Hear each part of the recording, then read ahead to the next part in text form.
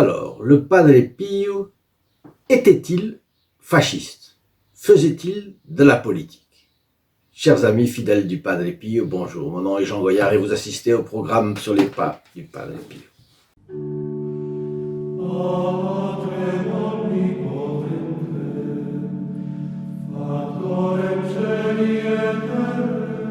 Nous allons continuer donc notre revue de la vie du Saint Padre Pio avec quelques faits, quelques anecdotes qui sont cocasses, pas toujours agréables pour le Padre Pio, comme vous allez le voir. Donc il y a, vous le savez, je vous l'ai raconté la dernière fois, cette affaire de la campagne de presse où on présente le Padre Pio comme un faussaire en réalité et éventuellement un moine ayant une pathologie psychique, ce qui serait à l'origine de ces stigmates, etc. Mais voilà qu'il y a une autre affaire, en 1920, qui se rajoute à la première.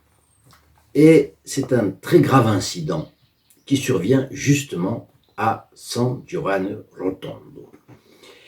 Et ça, on pourrait presque se demander aujourd'hui, connaissant la presse comme nous la connaissons, etc., les forces contraires, les forces occultes, n'est-ce pas, et tout cela, est-ce que ça n'a pas été planifié, exprès? Alors on va voir. À San Giovanni Rotondo, il faut savoir que, bien sûr, 1920, c'est après la guerre de 14, et les gens se répartissent comme à peu près dans toutes les villes d'Italie entre socialistes et démocrates chrétiens. Les socialistes, c'est le Parti socialiste italien, le PSI. Et le Parti démocrate chrétien, c'est le PPI, Parti populaire italien. Mais il y a une troisième force qui n'est pas encore à ce moment-là un parti, vraiment. Ce sont des groupes très actifs, et de nationalistes, d'anciens combattants, de syndicalistes, etc. Et qui forment les faisceaux italiens de combat. Vous voyez tout de suite. Et qui les a créés? Vous en doutez bien, ça a été créé à Milan en 1920 par Benito Mussolini. Donc Mussolini, le chef plus tard du parti fasciste. Il se trouve que San Giovanni Rotondo était dirigé par une municipalité socialiste. Et il y a une bataille électorale qui va se jouer parce que le chef du Parti démocrate chrétien est un converti par le Padre Pio. Il s'appelle Francesco Morcaldi. Et le Parti fasciste, par opposition aux socialistes, va se prononcer pour le Parti démocrate chrétien, au moins temporairement. Et sur le plan politique, est-ce que le Padre Pio va prendre position? Pas plus que Notre-Dame à Fatima a pris une position anticommuniste. Elle a bien dit « les erreurs de la Russie se répandront dans le monde entier si le monde ne se convertit pas ». Et il se trouve que, de toutes les manières, l'Église a été accusée de faire de la politique parfois, parce qu'elle s'est prononcée contre le communisme, et puis contre le nazisme, puisque vous savez que dans l'encyclique Divini Redemptoris de Pie XI et l'encyclique Mit brennender Sorge en allemand contre le nazisme en 1937, donc ça va être 17 ans plus tard que ces faits que je vais vous raconter ici, l'Église a pris position contre ces idéologies totalitaires, et c'est tout à fait normal, parce que dans la mesure où il y a une idéologie qui heurte frontalement la doctrine catholique, sur un point ou sur un autre, l'Église catholique a averti le peuple de ne pas se faire tromper. Donc, les socialistes à l'époque sont, comme vous l'imaginez, comme vous le savez, sont marxistes et également anticléricaux. Bien. Alors, il y a cette bagarre pour la mairie de San Giovanni Rotondo. Et le 15 septembre de l'année 1920, le Padre Pio est venu apporter son soutien d'une certaine façon, et ça c'est tout à fait normal, à ceux qui combattent le socialisme qui est opposé frontalement, comme vous le savez, à la doctrine catholique. Et il n'apporte pas son soutien politique, non, mais comme son converti Morcaldi, qui va se présenter à la mairie un mois après, a demandé qu'on bénisse la bannière tricolore des anciens combattants et qu'on fasse prier pour l'âme de ceux qui étaient morts sur le champ de bataille, le Padre Pio se rend volontiers, mais attention, il le fait, il est un moine, il doit d'obéissance à ses supérieurs. Il le fait avec l'accord de son supérieur provincial, donc de la province de Foggia, et il le fait avec l'accord également de son supérieur immédiat, le gardien du couvent. Alors évidemment, la municipalité socialiste est dans une mauvaise passe, puisqu'il y avait eu des irrégularités de gestion en 1919, et donc on peut bien s'attendre à un changement de municipalité. Mais ce n'est pas ce qui s'est passé, ce sont les socialistes qui gagnent de nouveau, bien qu'il y ait un doute qui pèse sur le vote, puisqu'on les a accusés d'avoir fait voter les morts. Ça arrive, vous savez, aujourd'hui encore. Donc, la municipalité socialiste va faire une démonstration de force à la mairie, et il faut savoir qu'à l'époque, il y a quand même déjà des agitations, puisqu'il y a des mouvements de grève importantes, des occupations d'usines, des occupations de terres agricoles, détenues par les grands propriétaires. Donc, évidemment, cela se prête à une altercation. Et c'est ce qui va se passer. Les socialistes font venir 600 partisans, des environs, fanfares, drapeau rouge en tête. Et on emmène des couteaux, on emmène des bâtons et des pierres. Alors vous voyez que ça complique beaucoup la vie. Et puis, les démocrates chrétiens et les fascistes, eux aussi appellent à manifester parce qu'ils ne veulent pas que le drapeau rouge flotte sur la mairie de San Giovanni Rotondo. Bien. L'archiprêtre et les chanoines de San Giovanni Rotondo prudemment s'éclipsent et s'en vont à Foggia. Les autorités font venir quand même 40 carabiniers et 82 hommes en renfort pour maintenir l'ordre.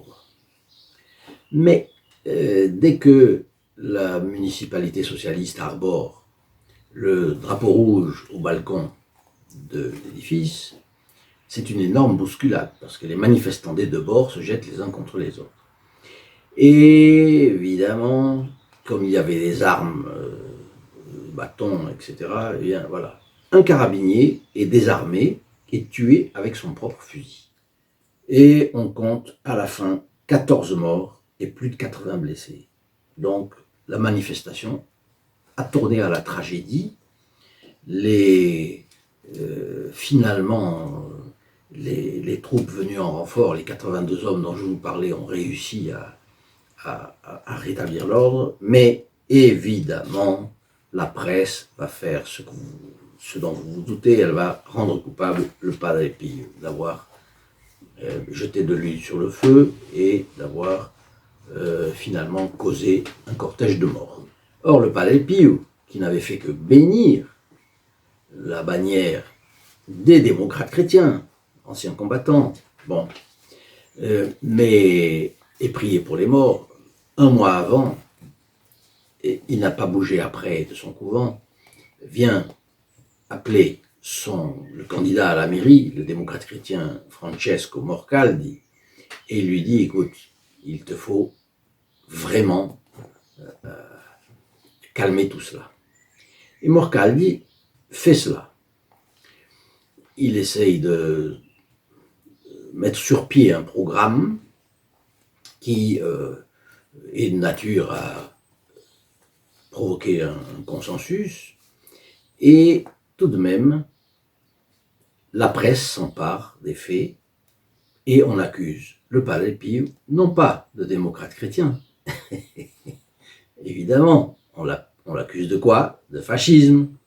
Évidemment, l'évêque de Manfredonia, qui est le diocèse dont dépend le Padre Pio, et les chanoines de San Giovanni Rotondo, le premier qui est accusé d'immoralité, on le sait, les autres se sentent jaloux du prestige du Padre Pio, le père Gemelli, dont je vous ai parlé, dont l'amour-propre a été brisé, un peu choqué parce que le Padre Pio l'a reçu froidement. Bref, tout cela nous montre que dans la vie, ce n'est pas tellement les idées qui dirigent tout. On croit que ce sont les idées, mais ce n'est pas vrai. Et c'est les tendances, c'est les passions humaines. Et il y a une chose qui est très très importante. Rien ne s'est produit dans la décadence sans avoir été préparé par une décadence des mœurs, des tendances. La grande crise du monde contemporain, c'est une crise religieuse et morale. Elle vient de l'intérieur de l'homme. Ce n'est pas les idées comme ça. La Révolution française elle-même, elle a été préparée par une longue période de décadence. Et la Révolution française ne serait jamais arrivée comme ça s'il n'y avait pas eu une décadence avant. Donc, évidemment, la vie du Padre Pio se complique. Et elle se complique parce que, bien sûr, la presse s'y met. Il y a des choses d'un côté, il y a des choses de l'autre. Il y a une chose fort intéressante, c'est que le confessionnal est un immense endroit de miracles, miracles petits, miracles grands, et cela s'ajoute bien sûr aux stigmates qui sont la partie la plus visible, mais comme vous voyez, la souffrance du Padre Pio ne se limite pas aux stigmates. Il y a la conversion de l'avocat génois Cesare Festa. Je vous ai parlé du docteur Giorgio Festa qui s'est converti et qui est devenu un fidèle, un très très fidèle adjoint, aide de Padre Pio. Il a été son médecin d'ailleurs, mais il a un cousin qui est un avocat à Gênes, Cesare Festa. Et cet avocat est athée, farouchement anticlérical, il est même franc-maçon, et il accuse la religion, bien entendu, d'être une superstition. Et un jour, Giorgio Festa, le médecin, dit à son cousin, écoute, va à San Giovanni Rotondo et là tu vas trouver un témoin qui détruira d'un seul coup toutes tes objections. Vas-y, vois-le, et puis après on reparle. Bon. Et un jour, Cesare Festa, en 1921, en mars 21, se décide à suivre le conseil de son cousin. Et donc, il va à San Giovanni Rotondo. Et il va démasquer l'imposture du Padre Pio, bien entendu. Et puis, ça lui permettra, auprès de ses frères maçons, à son retour, de faire le fier à bras, etc. Mais, voilà que quand il arrive à San Giovanni Rotondo, il arrive dans la sacristie, et le Padre Pio l'interpelle. « Oh, que fait-il parmi nous celui-là? C'est un franc-maçon !» Et l'avocat n'a pas nié. Et le Padre Pio a ajouté, quel rôle a-t-il celui-là dans la maçonnerie? Et Festa, Cesare Festa, répond sans hésitation, combattre l'Église. Je vous ai raconté très rapidement une fois cette affaire. Padre Pio n'ajoute pas un mot. il regarde fixement César et lui désigne du doigt le confessionnal. Il faut dire que le Padre Pio, il en a de bonnes, et puis ce n'est pas quelqu'un qui est complexé, c'est pas quelqu'un qui se pense à chaque instant quelles sont les objections qui vont se faire sur mon attitude. Il est carré, hein, vraiment. Et là, l'avocat franc-maçon s'agenouille. Eh bien, finalement, avec la présence du Padre Pio, sa prière, ses souffrances, le fait est que il vide son cœur. Et là, il ne résiste pas. Il examine sa vie passée. Des effluves de parfums inconnus et suaves traversaient la grille du confessionnal et l'athée, César Lefeste, voit ces objections tomber les unes après les autres. La conversation finit par être une vraie conversion, une vraie confession. Et là, il se rend compte qu'il y a une paix intérieure qui l'envahit et qui le rend accueillant aux paroles du Padre Pio. Finalement, qu'est-ce qu'il va faire, ce franc-maçon-là? Il reste 3 jours au couvent de San Giovanni Rotondo. Et là, évidemment, le bruit de la conversion commence à se répandre. Après, il est allé à Lourdes, César Lefeste, et il est retourné à San Giovanni Rotondo, où il a reçu, figurez-vous, le scapulaire du tiers-ordre franciscain. Et donc, il passe direct de la franc-maçonnerie à tertiaire franciscain. En quelques mois, c'est fabuleux, évidemment. Et Benoît XV a reçu cet homme, parce qu'il était quand même prestigieux, et il avait du prestige, et donc il a été reçu par le pape Benoît XV, le 27 décembre 1921. Et qu'est-ce que Benoît XV va dire à César Lefeste? Il lui dit: Padre Pio est vraiment un homme de Dieu, prenez l'engagement de le faire connaître parce qu'il n'est pas apprécié de tous comme il le mérite. Ah! Voilà la demande du pape, Benoît XV. Et voyez, si nous avions un Benoît XV aujourd'hui, eh bien, il dirait la même chose. Et c'est une occasion pour moi de faire une parenthèse pour vous qui êtes là à profiter de ces histoires du Padre Pio. Vous avez le moyen de faire la même chose, de faire vraiment connaître le Padre Pio. Vous pouvez le faire connaître de plusieurs manières. Avec quelques clics, c'est facile. Partagez cette vidéo, bien entendu. L'envoyer à vos amis, à vos réseaux sociaux, à la faire connaître. Mais également, ou cette vidéo ou d'autres de cette chaîne, de ce programme sur les pas du Padre Pio. Et vous la faites connaître en grand, s'il vous plaît. Là, vous faites quelque chose pour le Padre Pio. Au-delà du Padre Pio, c'est pour Notre-Dame, c'est pour votre sainte religion que vous le faites. C'est très important. Et le Padre Pio, je vous l'assure, vous le revaudra d'une façon ou d'une autre. Nous sommes ici tous avec un enthousiasme pour le Padre Pio. Pourquoi? Parce qu'il fait des conversions. Il arrache au diable quantité d'âmes.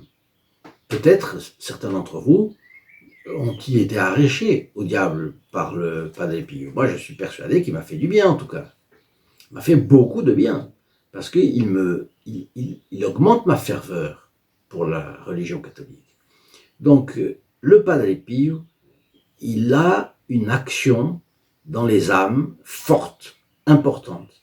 Alors, faites-le communiquer, parlez-en, partagez ces vidéos, et essayez de faire quelque chose de plus. Vous pouvez faire même plus. Vous pouvez prendre cela, et si vous êtes membre du groupe des protégés du Padre Pio, prendre l'estampe du Padre Pio et la faire connaître. Et puis, si vous décidez de faire partie des groupes de protégés du Padre Pio, à ce moment-là, vous pouvez même faire quelque chose de plus. Vous pouvez aider cette chaîne à progresser. Vous pouvez vous prierez pour les autres. Entre vous, vous avez un lien, c'est le Padre Pio. Alors vous pouvez faire un apostolat, même de la prière auprès des autres qui sont membres de ce groupe. Voilà ce que cette parole du pape Benoît XV me suscite comme idée. Ensuite, la retentissante conversion de César Fest, l'avocat, suscita énormément de controverses, bien sûr. Alors, il y a un quotidien socialiste, l'Avanti, qui ironise sur ce maçon qui va à Lourdes et qui va à San Giovanni Rotondo. Et finalement, une réunion de la Grande Loge italienne se réunit pour prononcer l'exclusion officielle de cet avocat. César Fest décide d'aller porter la contradiction dans cette réunion et faire entendre son témoignage de la conversion. Il reçoit le jour même ou la veille une carte du Padre Pio qui lui indique « Ne rougis pas du Christ et de sa doctrine, il est temps maintenant de combattre à visage découvert. Le dispensateur de tout bien t'en donnera la force. » Voilà que ça se fait connaître, ça bouge, il y a de la polémique, et on voit bien que dans tout cela, les journaux essayent, et leur envie de détruire augmente, et ils essayent évidemment, vous comprenez, de dire que le Padre Pio est un charlatan, et puis en plus c'est un moine qui fait de la politique, fasciste, etc. Bon, qu'est-ce qui se passe? Finalement, le Saint-Office, en mai 1922, ne fait pas une condamnation, mais il fait circuler, et il dit à l'ordre capucin, à l'intérieur même, que, en réalité, il faut se méfier, etc. C'est toujours le même problème, il faut se méfier. Alors, s'il faut se méfier, il y a des gens qui se laissent avoir. La calomnie, c'est comme la fausse monnaie. Des grands criminels l'impriment, et puis des gens comme vous ou moi, de bonne foi, on peut utiliser de la fausse monnaie sans savoir. Et il y a des gens qui ont l'art de calomnier et qui ont l'art de faire circuler la calomnie. Donc là, avec le Padre Pio, on le voit, c'est scandaleux. Tout le monde, même les ecclésiastiques, avaient en main la possibilité de savoir avec, et ils l'ont eu, ils ont eu ces rapports de tel médecin, tel ecclésiastique en faveur du Padre Pio. Mais il y en a d'autres qui, non, et c'est toujours pareil, le bien reçoit des coups, toujours, c'est comme ça. Alors, finalement, en 1924, sort un avertissement. Un avertissement, la délibération de 1922, qui est tout à fait interne à l'Église et à l'ordre franciscain, imposait au Padre Pio un grand nombre de restrictions et laissait, semble-t-il, planer la menace de décision. Mais, plus grave, Benoît XV meurt le 22 janvier 1922. C'est Achille Ratti, Monseigneur Achille Ratti, qui devient pape sous le nom de Pie XI, donc en février 1922. Et vous vous rappelez, le père Gemelli était ami de Monseigneur Ratti. Voilà. Benoît XV avait manifesté à plusieurs reprises son soutien au Padre Pio, mais voilà que Pie XI, ça va être le contraire. Et à peine Pie XI est-il élu pape, que tout de suite, les rapports médicaux favorables de trois médecins, le docteur Romanelli, le docteur Festa et le docteur Bastianelli, qui sont connus du Saint-Office, eh bien, ont en face, et sont appuyés par un père Bézi, que j'ai déjà évoqué, également des évêques capucins de la région alors Monseigneur Keneally, archevêque de Simla en Inde également, Monseigneur Zucchetti, archevêque de Trébizonde également, bon, viennent contrebalancer les rapports du premier médecin athée dont je vous avais parlé, du père Gemelli et de Monseigneur Gagliardi. Mais ça fait évidemment une grosse polémique. Padre Pio, lui, n'avait jamais rien dit ni écrit qui ait été contraire à la foi et aux bonnes mœurs, bien entendu. Et il se trouve qu'il y avait beaucoup de gens qui le défendaient, mais qui trouvaient qu'il était tellement formidable, alors ils étaient excessifs. Et ça a joué aussi. Bon, vous savez qu'en Italie du Sud, les manières d'expression ne sont pas les mêmes qu'au Danemark ou en Suède. Bien. Donc, rien dans son comportement n'était répréhensible. Il n'avait jamais abandonné la réserve sage et la modestie, mais tout de même, l'hostilité va reprendre très fort dès que Pie XI va être élu. Eh bien, chers amis, fidèles du Padre Pio, je vous ai donné une autre tranche de cette histoire du Padre Pio de 1920, 1921, 22, 23, 24. Et cela va continuer la prochaine fois. Si ça vous intéresse, laissez-moi vos commentaires pour me le dire. Si vous trouvez bien, pas bien, si vous préférez les Fioretti. Mais les Fioretti, disons, connaître la vie du Padre Pio un petit peu de manière plus détendue, cela donne beaucoup plus de fond à la personnalité du Padre Pio. C'est la raison pour laquelle j'ai pensé que ça pouvait vous intéresser. Dites-moi vraiment si ça vous intéresse. Et donc, je vous demande de bien vouloir ajouter votre like à cette vidéo. N'oubliez pas de partager, je vous ai dit, et c'était la recommandation de Benoît XV, de faire connaître le Padre Pio à tout le monde, n'est-ce pas? Et puis, je vous laisse sur la bénédiction du Padre Pio. J'espère qu'elle vous rend plus fervente. Je vous souhaite beaucoup de grâce, une bonne journée et à demain. Au revoir. In nome del Padre, del Figliolo e dello Spirito Santo, e così sia.